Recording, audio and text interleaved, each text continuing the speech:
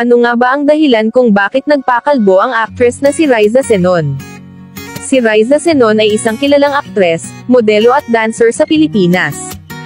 Ipinanganak siya noong Disyembre 1987 sa Gapan, Nueva Ecija, at lumaki siya sa Santa Rosa, Laguna.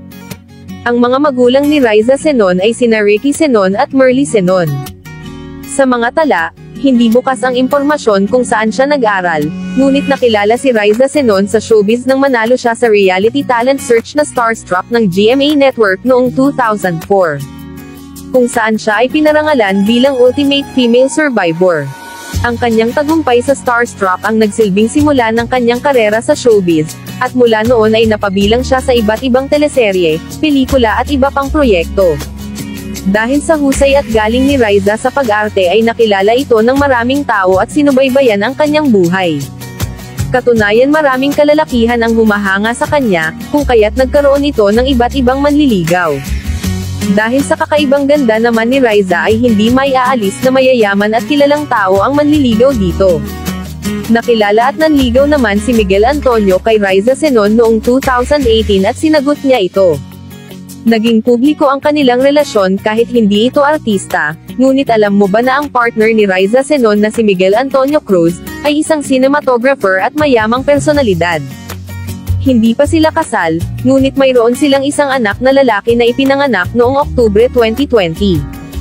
Simula nang nagkaroon ng anak si Riza ay pansamantalang tumigil naman ito sa showbiz. Nag-focus ito sa kanyang pamilya, at ipinakita nito ang pagmamahal niya sa kanyang anak bilang isang ina.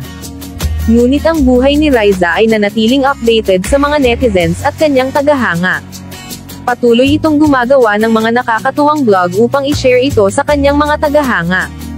Sa ilang taon naman na pagtigil ni Riza sa pag-aartista, ay binigyan niya ang kanyang mga tagahanga. Kamakailan kasi ay nag-shared ng mga litrato si Riza kung saan wala itong buhok. Dito ay makikita na talagang nagpakalbo itong si Riza. Dahil dito, ay umani ng samot-saring komento itong si Riza. Mayroong nagsasabi na hindi daw bagay kay Riza ang ginawa nito sa kanyang sarili.